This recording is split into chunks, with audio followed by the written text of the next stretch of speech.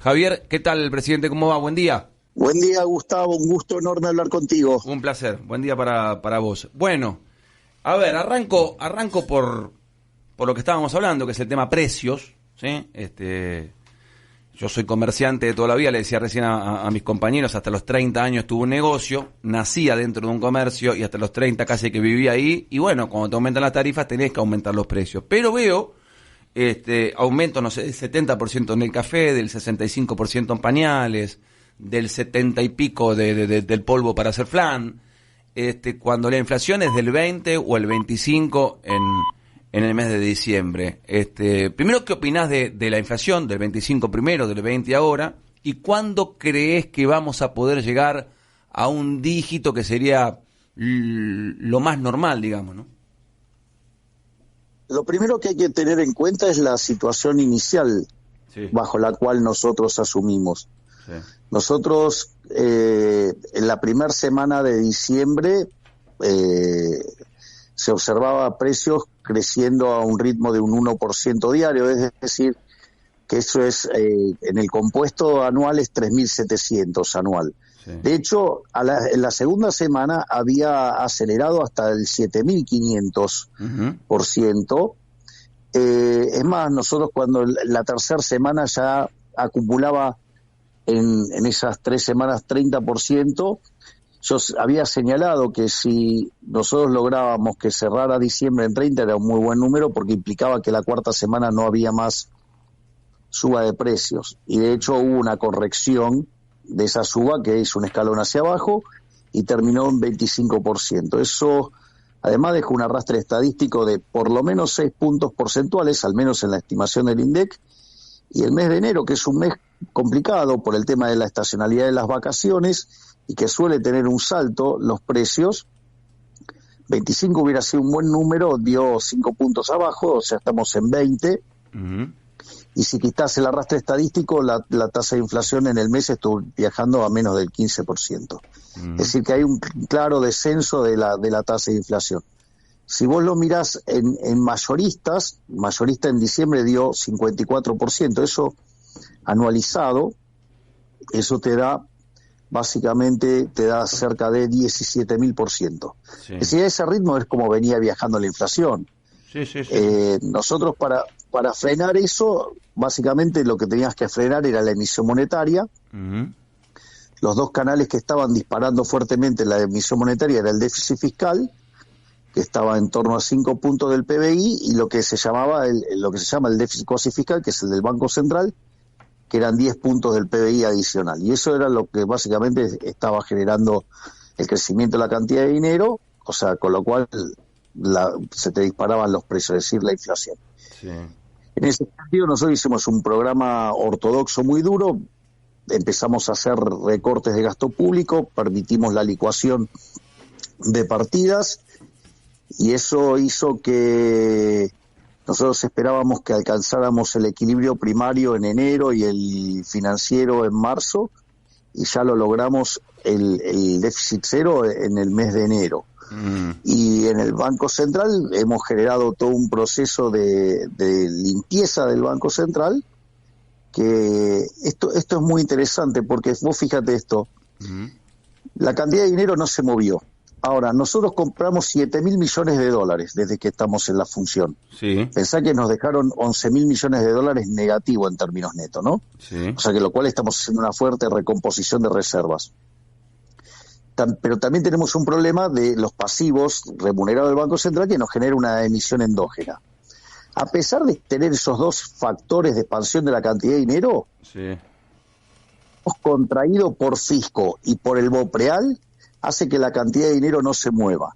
Entonces, vos hoy tenés clavada la base monetaria en 8.000 millones de dólares y tenemos que acumulamos 7.000 millones de dólares de reserva. Quiere decir que al tipo de cambio de mercado estamos un 87,5% de poder dolarizar, para que te des una idea.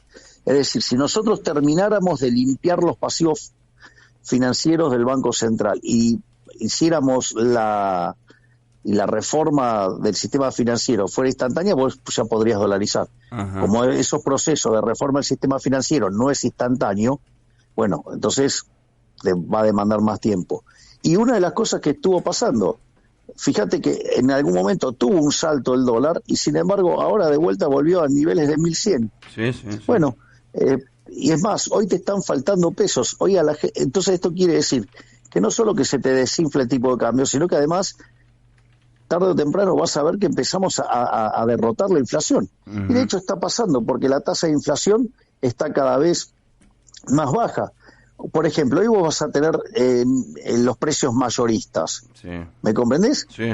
Y vendés del 54% que tuviste, si te vas a un nivel del 20%, significa que recortaste la tasa de inflación en 2/3. O sea, con lo cual el laburo que se está haciendo es furioso y nosotros no vamos a cambiar esta metodología, ¿no? Sí, sí, es sí. decir, no se negocia el déficit cero, no se negocia el saneamiento del Banco Central y a la postre, cuando terminamos de limpiar el Banco Central, vamos a liberar el mercado de cambios. Que dicho sea de paso, todos los días hacemos nuevas liberaciones, ¿no? O sea, todos los días se levanta alguna nueva restricción y a pesar de eso el Banco Central sigue comprando dólares. O sea, eso yo te lo entiendo, menos gastos, menos emisión, déficit cero, te responden los mercados, compraron 7.000 millones de dólares, todo eso en la economía del país, a vos por supuesto te responde. A la gente cuando le llega, porque por supuesto, quien está escuchando la radio ve que le sube el combustible, el peaje, la carne, la luz, el subte y por supuesto la inflación le quita el dinero del bolsillo. Hoy está negociando paritarias para marzo, pero está 40 y pico de % abajo. ¿Cuándo crees que le va a servir al pueblo que nos está escuchando? Cuando la inflación te quita el dinero tuyo, sí, porque la inflación es un robo, es porque antes vos emitiste dinero. Sí. Ahora, el efecto entre que vos emitís dinero y eso se ve en precios tarda 18 meses. 18 meses. Si te está faltando, claro, si te está faltando plata, buscá 18 meses atrás, estaba Massa en el gobierno, no estaba yo, Sí, sí. Estaba el kirchnerismo, no estaba yo. Es decir, toda esta pérdida del poder adquisitivo del dinero no es culpa mía. Es decir, es fruto del descalabro monetario que causó el gobierno anterior. O sea, yo lo que vine es a corregirlo.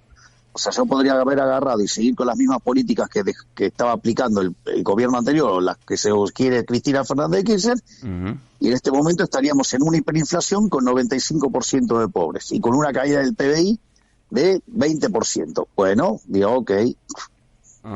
O sea, ese era el escenario alternativo. Sí, bueno, había un dólar de mentira. Sí.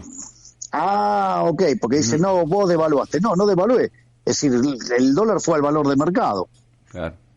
En un momento de la respuesta anterior me dijiste, estamos en un 87.5 de chance de dolarizar. ¿Dolarizar cuándo? Porque en un momento era un tema tuyo de campaña, que la gente le gustó y te votó.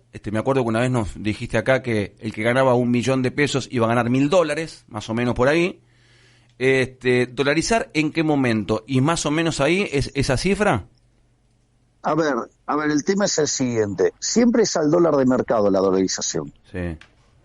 O sea, entonces, digamos, una vez que vos limpiaste todo el balance del Banco Central y liberaste el mercado, ahí te va a dar cuál es el precio. Ese es el primer punto. El segundo punto tiene que ver con cuando vos dolarizas, te quedás sin política monetaria. Por lo tanto, vos tenés que adaptar el sistema financiero para un contexto donde vos no tenés prestamista de última instancia. Sí. Y eso demanda un tiempo, eso es lo que demanda más tiempo. Entonces, si nosotros terminamos de limpiar el balance del Banco Central, después arrancamos con la reforma financiera y ese proceso termina con la dolarización. ¿Más o menos cuándo crees? Que dicho sea, no, bueno, eso depende, porque depende de cuándo terminamos de limpiar el balance del Banco Central. Sí. Y eso involucra decisiones de los individuos, porque todas las operaciones que hacemos nosotros son operaciones a mercado, es decir, son voluntarias. No es que, digamos, o sea, yo, digamos, las determino unilateralmente. Es un proceso de mercado. En el proceso de mercado están los individuos eligiendo.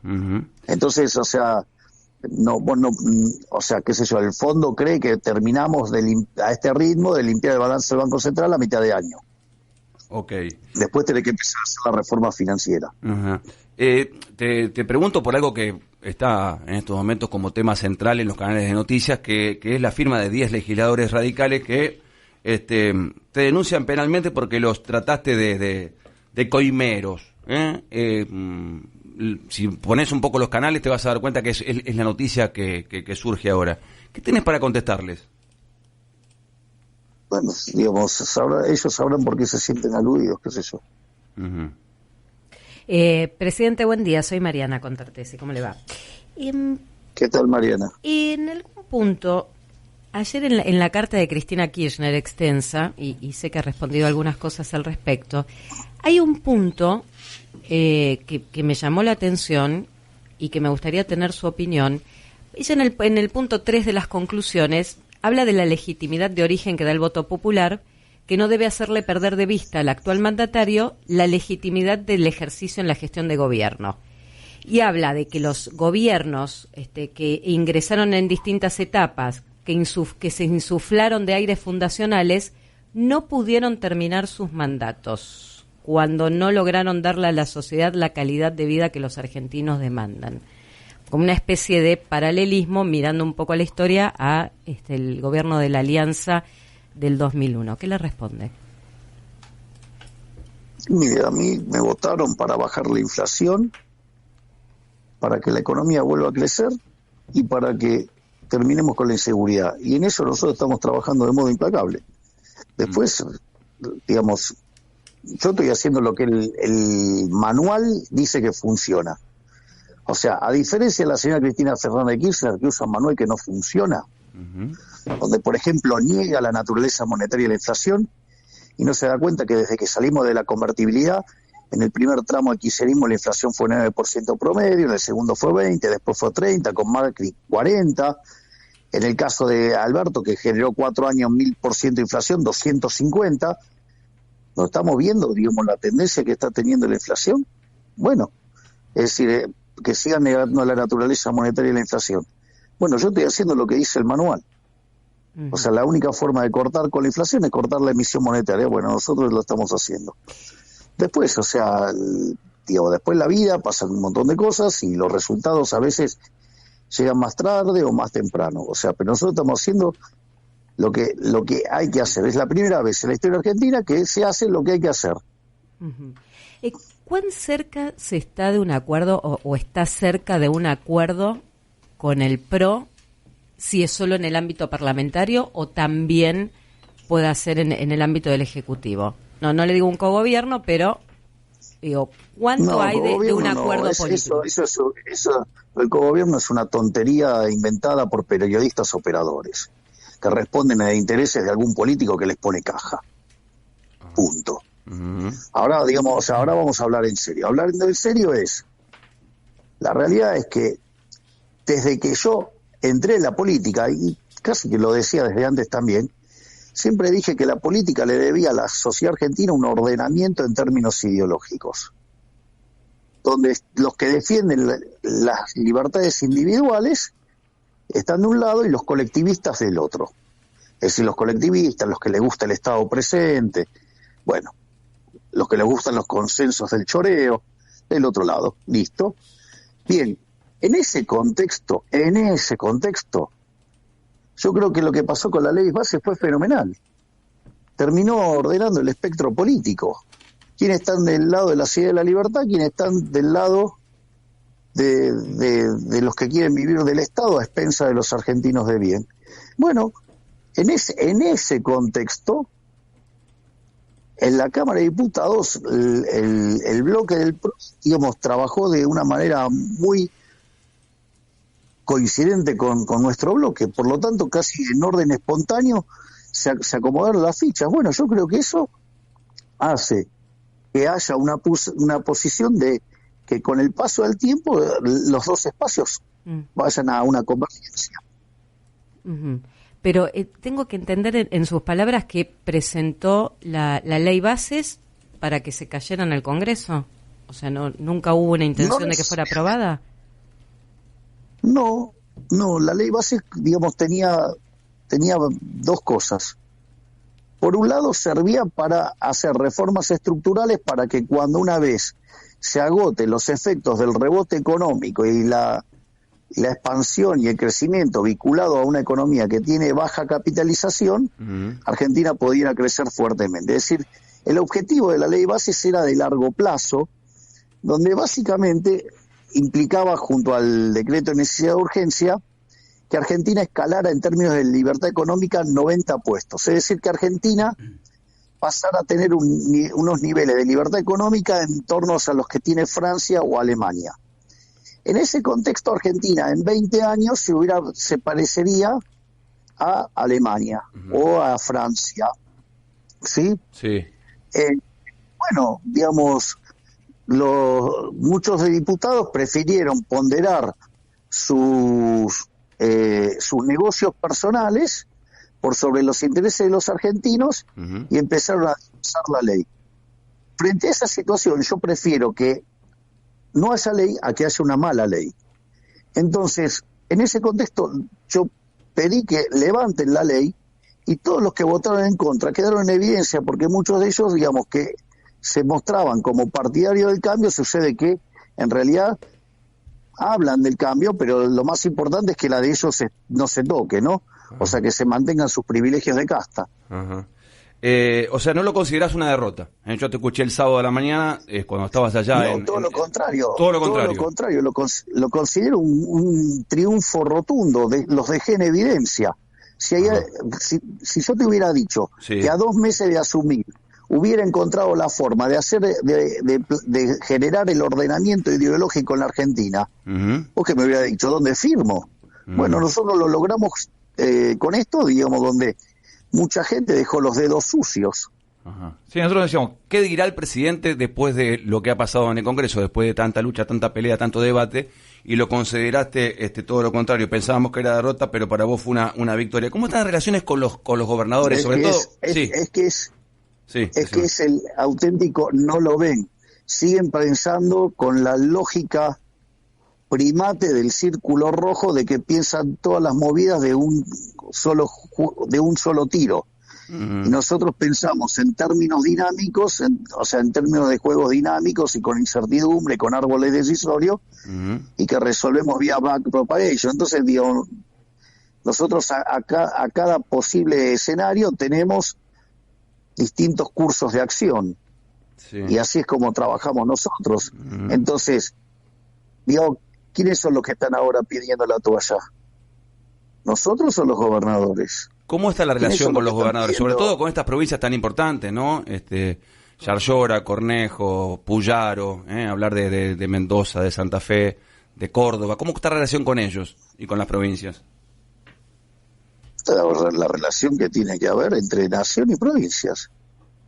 Bien, porque hay cierta distancia. Ayer, por ejemplo, volvió a hablar Kicillof, que se entiende que él por ahí es la cabeza ya de la oposición, pero con Puyaro, con Cornejo, había una relación más cercana antes.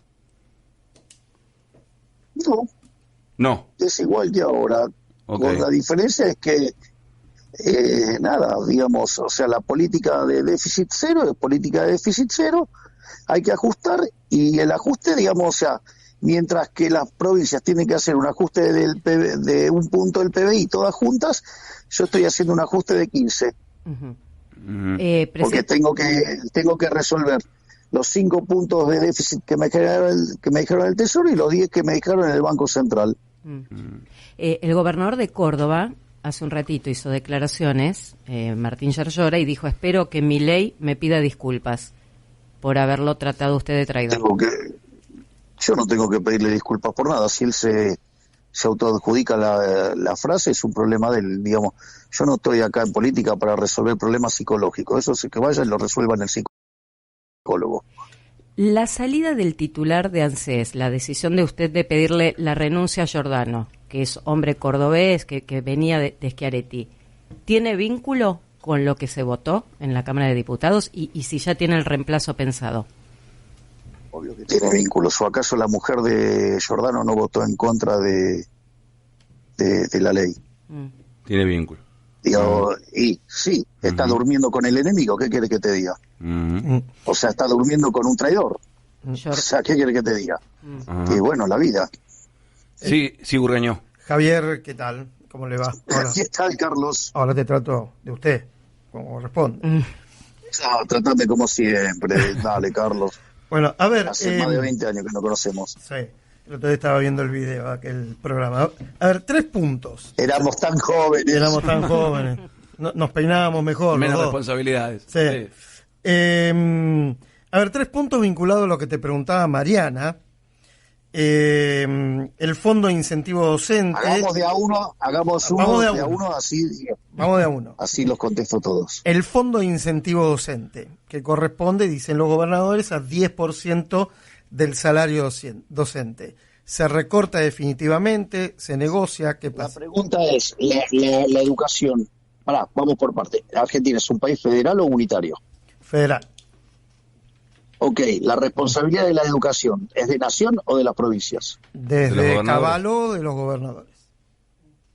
Listo, está claro, no corresponde, la tiene que pagar de la propia. Listo, O sigamos. sea, no hay más fondo de incentivo docente, no hay más oblea. Tienen que pagarla de la propia. El transporte. Que dejen de hacer recitales a beneficio y que básicamente, ¿cómo es? Le pagan a los docentes. Paguen a los docentes. Pero ahí el En lugar gobierno... de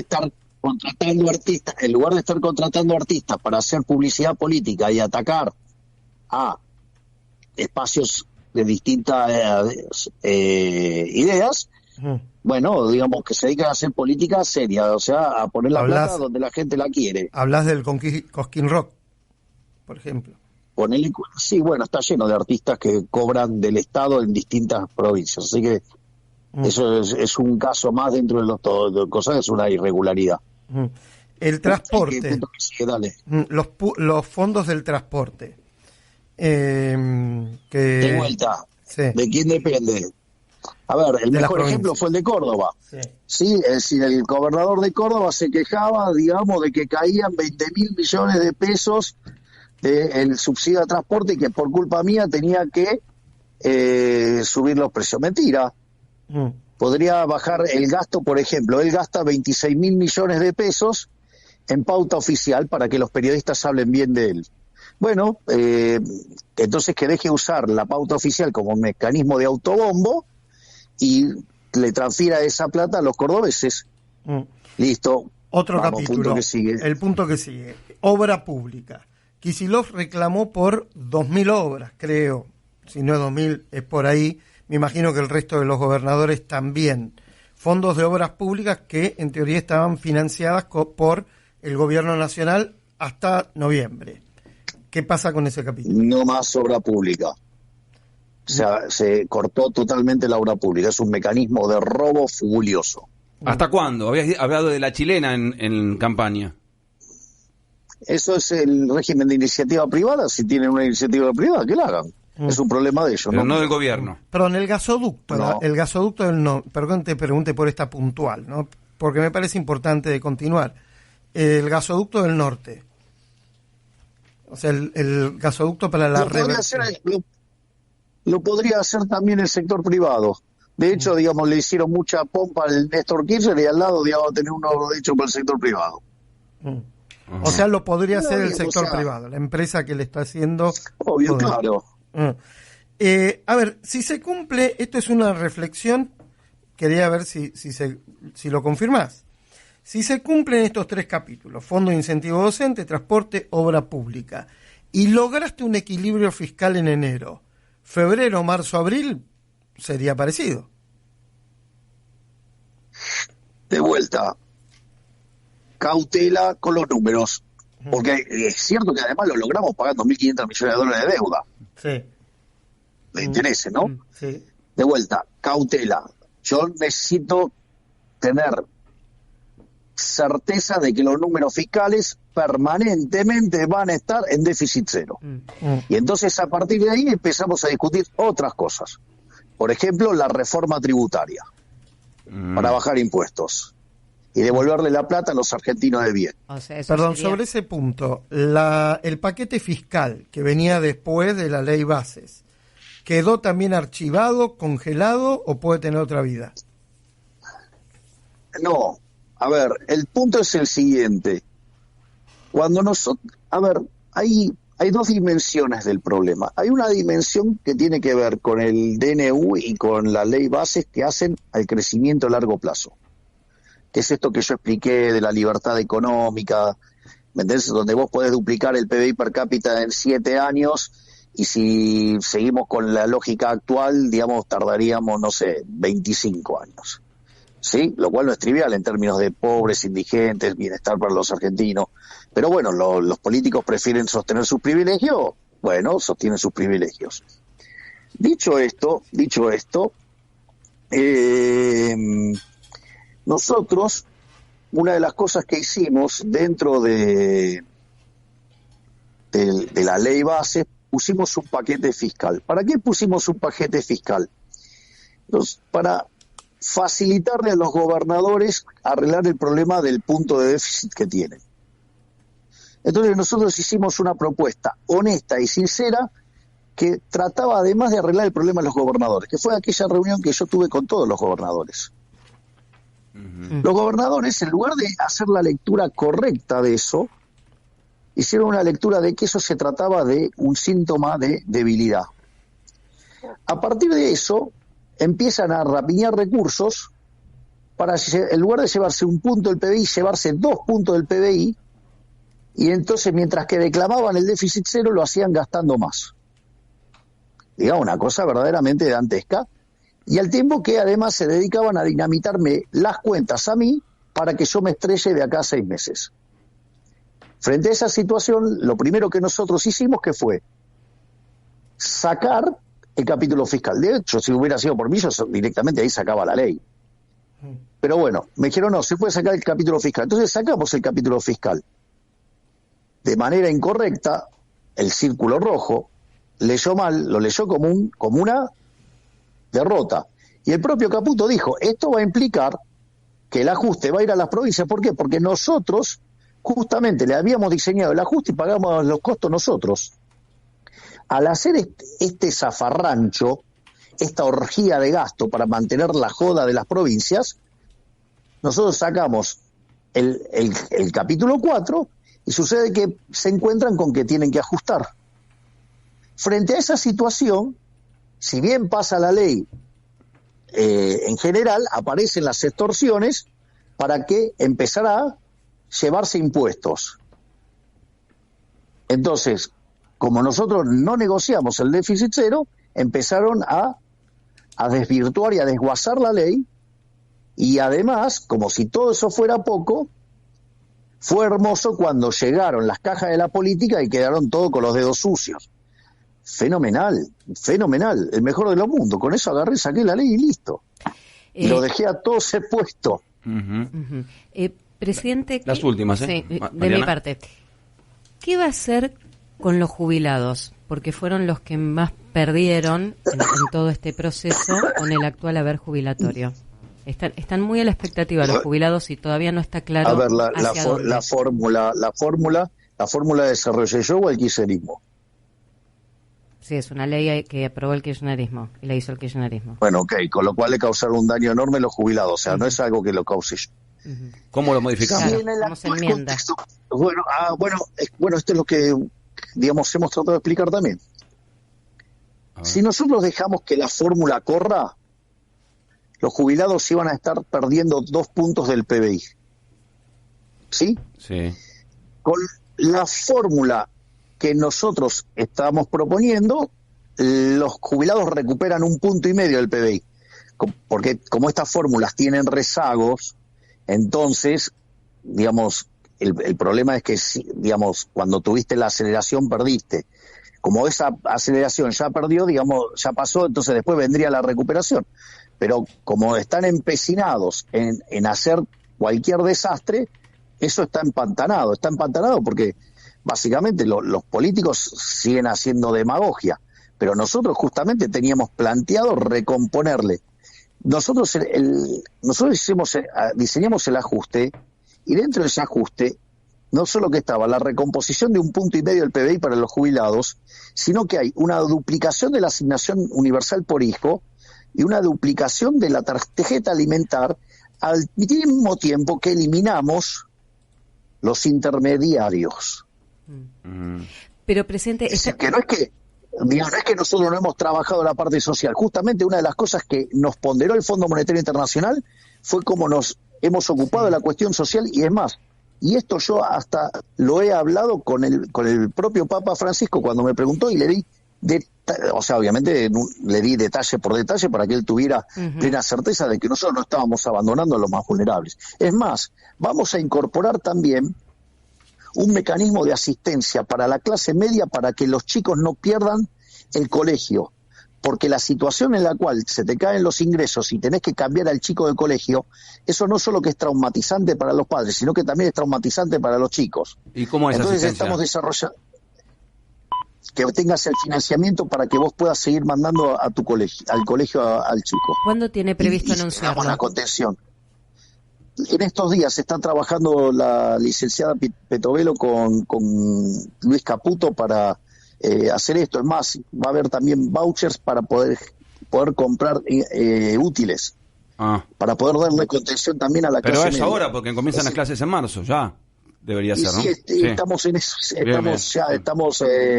estamos muy cerca con eso. Lo que pasa es que estuvimos haciendo un trabajo muy fuerte con el tema de los comedores también, porque una de las cosas que pasaban, venían los gerentes de la pobreza, nos pedían bolsos de comida, ¿sí? Primero que no nos daban la contraparte nos decían un número y no nos decían quiénes estaban atrás de ese número. Vos lo tenés que tener registrado eso. Y no solo eso, sino que además, que era más grave, cuando te cotizaban el bolso de comida, era por calidad premium, por decir algo, y cuando vos, por ejemplo, agarrabas los fideos que venían, que supuestamente era calidad premium, y los ponías en la igual, se te rompían. Le daban cualquier cosa. No sé si soy claro. O sea, sí, le daban cualquier cosa. Exacto. Y además, en otros casos, además, vendían esos bolsos de comida. O sea, digamos, una cosa verdaderamente... Por eso también se generó esa situación de tensión en el Ministerio de Capital Humano, cuando la ministra de Capital Humano salió y los enfrentó. Dijo, la gente tiene problemas para comer, que vengan y yo me ocupo de darle la asistencia. No vino ninguno. Y después le quisieron montar una marcha. Acá lo que está pasando es que nosotros estamos eliminando los intermediarios. Eso no es gratis. O sea, esos gerentes de la pobreza hacían negocios por todos lados. ¿A usted no le parece que es una crueldad y algo vil usar a los pobres para hacer negocios personales ilícitos? Total. Ahora, perdón, una cosita, presidente, que me quedó del tema jubilados. Usted entenderá que es todo un sector que quiere alguna respuesta concreta. Usted dijo que el tema estaba empantanado. ¿Va a dar algún tipo de bono? Igual nosotros, a ver, lo que quiero decir es lo siguiente. Si el Congreso no colabora en hacer una solución que tenga sentido y racionalidad económica, y se dedica a bloquear la que nosotros hicimos, que sí la tiene, bueno, nosotros lo que vamos a hacer es no los vamos a dejar de garpe, le vamos a seguir dando asistencia, obvio. O sea, le hace bonos o un extra a lo que vienen cobrando. Alguna manera, digamos, de tratar de compensarlo. De hecho, nosotros, frente a la pérdida de 2 puntos que significa la vieja fórmula, la fórmula que está actual, quiero decir, nosotros, digamos, por los rezagos que esto tiene, la compensación que nosotros le damos es 1,5 puntos del PBI. O sea, nosotros estamos poniendo 1,5 puntos del PBI adicional en los jubilados. Javier, las dos últimas por mi lado. Algo que quedó un poquito atrás, pero que fue siempre muy importante. Una, por favor. Sí. No, pero la primera, a ver, de las dos, esta es la primera. Esta es la primera. A ver. No, porque yo quiero, digamos, o sea, lo que no quiero es que queden preguntas sin contestar. Entonces me parece valioso, y a veces por la dinámica, cuando metes muchas preguntas seguidas, puede ser que alguna, digamos, o sea, me olvide. Es verdad. En algún momento los gobernadores pidieron la coparticipación del impuesto país y el impuesto al cheque. ¿Hay alguna posibilidad que eso se dé? Ninguna. Pero sí, esto es ninguna. Y esto sí es una gran muestra de la hipocresía de los gobernadores. Los gobernadores lloran con el tema de las retenciones diciendo, no, porque imagínate, yo tengo que volver a mi provincia y las retenciones, que esto, que el otro. ¿Y cómo querés impuesto país, que es una distorsión parecida? ¿Cómo es esto? Es que no les importa. El problema es que les molesta las retenciones porque no son coparticipables. Si las retenciones fueran coparticipables no les molestaría nada. Son unos hipócritas. Lo único que les importa es la caja. Bueno, y la última. Entonces, mientras que sigan mintiéndole a la gente, yo los voy a seguir deschavando. La última. Hablaste con una de las personas más importantes del mundo en el mercado financiero, por ahí la gente no tiene por qué conocerlo, Larry Fink, esto creo que fue el 1 de febrero. Sí. ¿De qué hablaron? Sí, así es. ¿Y por qué es importante para la Argentina? Bueno, primero porque BlackRock es el fondo más importante del mundo. Segundo, porque para la parte de infraestructura en Argentina, en realidad para América Latina, tiene disponibles 150.000 millones de dólares. Aunque caigan 1.000 acá. Bueno, lo que digo es, entonces entonces básicamente estuvimos hablando de las posibilidades que había en Argentina en función del tipo de fondos que ellos tienen y los distintos tipos de asociaciones que habría entre privados como para poder avanzar en los regímenes de iniciativa privada.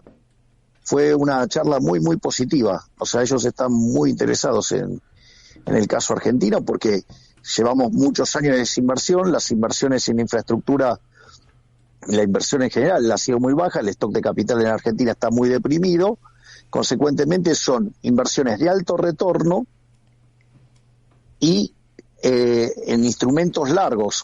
Vos técnicamente sabés lo que es esto, que son largo en duration. Entonces, si vos estás en un proceso de poner en caja las cuentas fiscales, la suba de los bonos van a subir más que proporcionalmente los bonos largos o los activos largos. Por lo tanto, hay una oportunidad de negocio fenomenal. O sea, Argentina es un muy interesante caso de negocio, ya sea por los altos retornos debido a la baja capitalización y como esos son proyectos largos, la baja de riesgo país, eso dada la duration en estos proyectos, o sea, implica retornos todavía más altos. O sea, entonces tenés retornos altos por el retorno en sí mismo y retornos altos por la ganancia de capital que haces dado la duration larga de estos instrumentos. Las últimas son mías, Javier. Perdón por lo técnico, no, pero está bien. muestra, digamos, la potencialidad de negocios enormes que tiene Argentina si respeta los derechos de propiedad. Que dicho sea de paso, no me lo preguntaron, pero me parece que vale la pena. Nosotros estamos replicando un modelo similar al que usaron en México.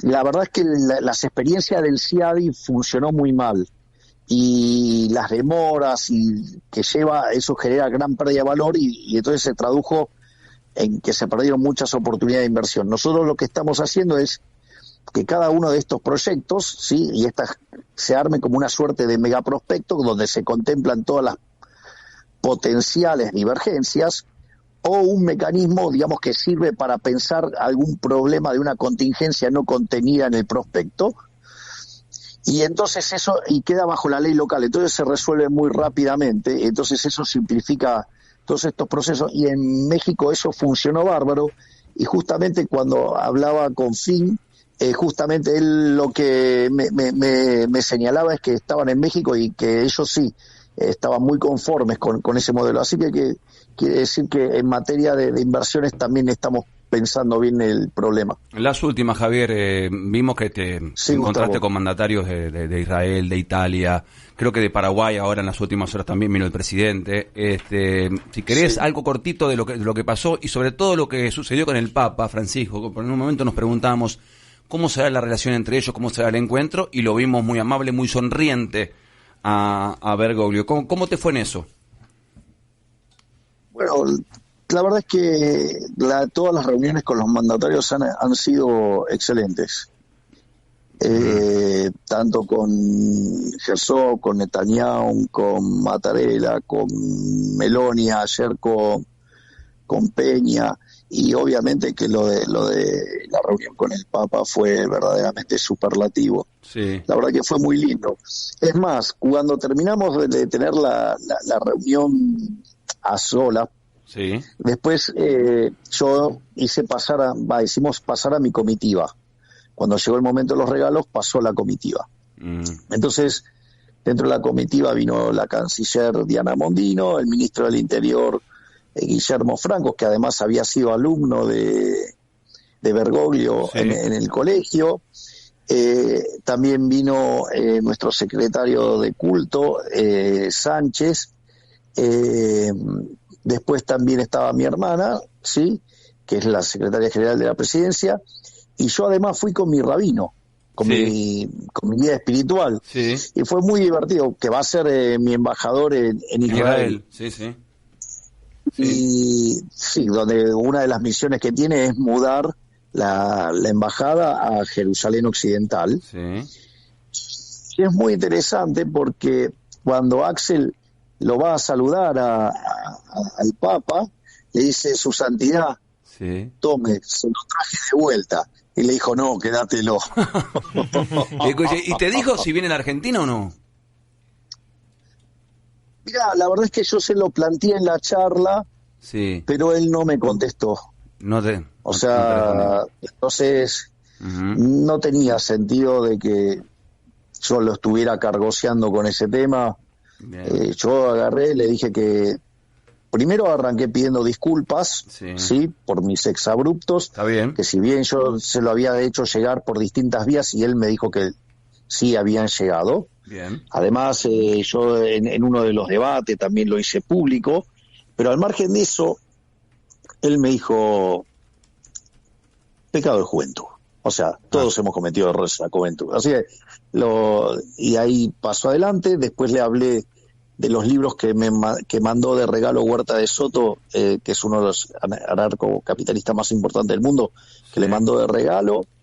Y después, bueno, estuvimos hablando, le planteé lo de la visita a la Argentina, le dije que iba a ser recibido con todos los honores propios de un jefe de Estado y con el aditamento, el hecho que Argentina es un país que es profundamente católico. Totalmente. Por lo tanto... No, lo estamos esperando hace muchos años, pero no te dijo si viene, en eso no te respondió. El 1 de marzo vas al Congreso, no me contestó y sí, obvio, sí. 1 de marzo vas. Otra vez sí. Estuvieron ahí los periodistas operando mentiras groseras sobre qué voy a hacer o no. Hay una cuestión de protocolo. Está bien. Es decir, lo que tienen que entender es que yo, dentro de la ley, todo, fuera de la ley, nada. Bien. La asunción presidencial yo la podía hacer donde yo quería, la hice en las escalinatas, de espalda a los políticos, de cara a la gente. Sí. La asamblea legislativa, sí, cuando vos haces la apertura de sesiones, esa es la asamblea legislativa. Entonces es adentro del recinto con la asamblea legislativa, que son básicamente los diputados y los senadores. Sí. A ver, si fuese amigo tuyo que vos me decís: che, venite a la Quinta de Olivos y charlamos un rato, porque a mí me gusta tener una buena relación con vos y con todos los entrevistados. Te diría: no te pelees con los artistas, porque te peleas con los artistas y empiezan a criticarte mucho. Yo ayer, te digo, vos que sos futbolero, estaba transmitiendo River, y en un momento me fijo tendencias en la Argentina, y la tendencia era Lali Depósito, digo, ¿no? Cuando vos decís eso, ya como que cruzás un límite que ella después te lo devuelve, y hay artistas que se ponen de su lado.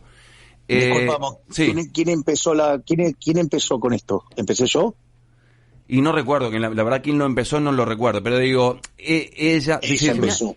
Ella fue la que empezó. No te gustó que ella cuando ganaste dijera, dijo dos frases. Pero de vuelta. Sí. Ahí, a ver, vamos a... Para contarle al público también. ¿Sabes no recuerdo quién fue. Sí. Pará, vamos a esto. ¿Sabes qué? Si te gusta el Durano, bancate la pelusa.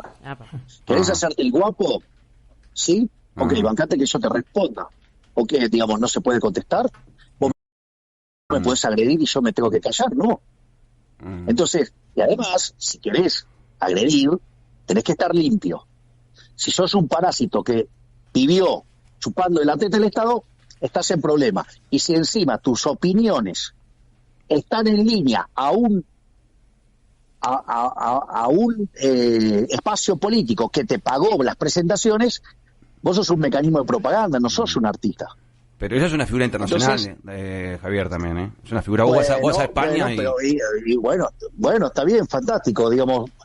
Pero ¿sabes qué? Digamos, o sea, acá, digamos, hace mucha plata con el IVA que le sacás de los impuestos y le quitas la comida a los desnutridos de Chaco. Pero eso no es más culpa de los gobernadores. Acá, digamos, bueno, pero digamos, o sea, bueno, ella también podría no aceptarlo porque le podría parecer inmoral.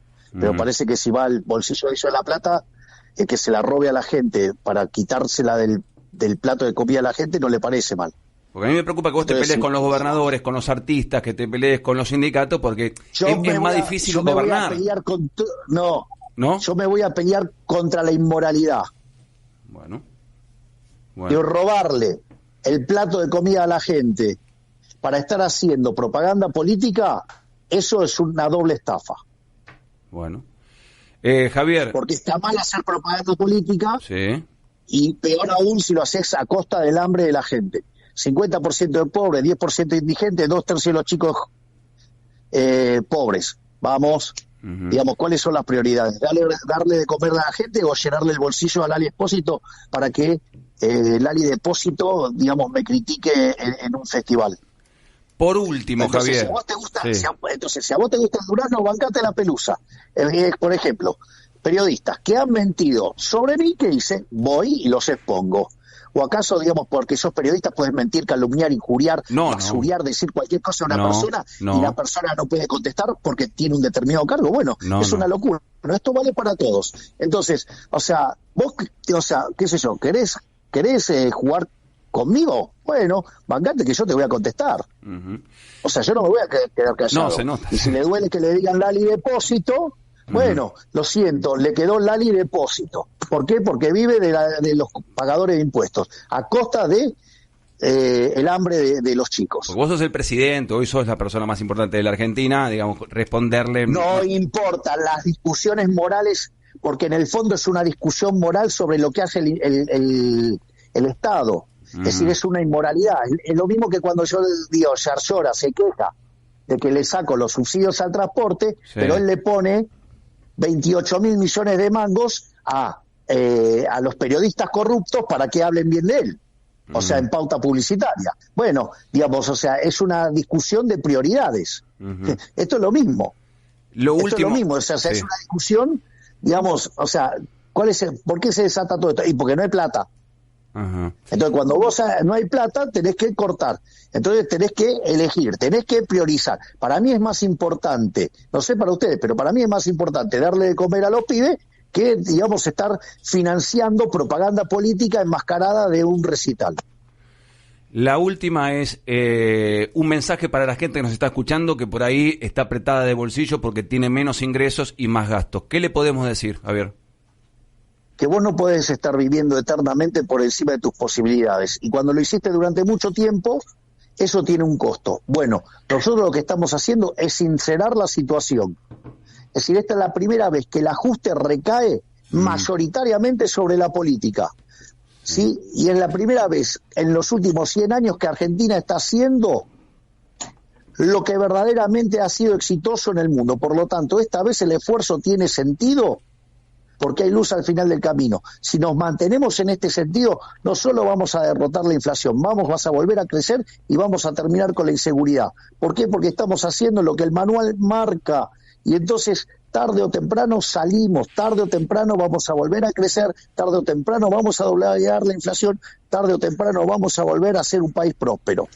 Ojalá llegue ese momento. Javier, gracias por atendernos, te mandamos un abrazo. Placer enorme, hasta luego. Hasta luego. Javier Milei, el presidente de la Argentina, charlando con nosotros. Hacemos un alt nosotros, hacemos un alt nosotros, hacemos un alt nosotros, hacemos un alt nosotros, hacemos un alt nosotros, hacemos un alt nosotros, hacemos un alt nosotros, hacemos un alt nosotros, hacemos un alt nosotros, hacemos un alt nosotros.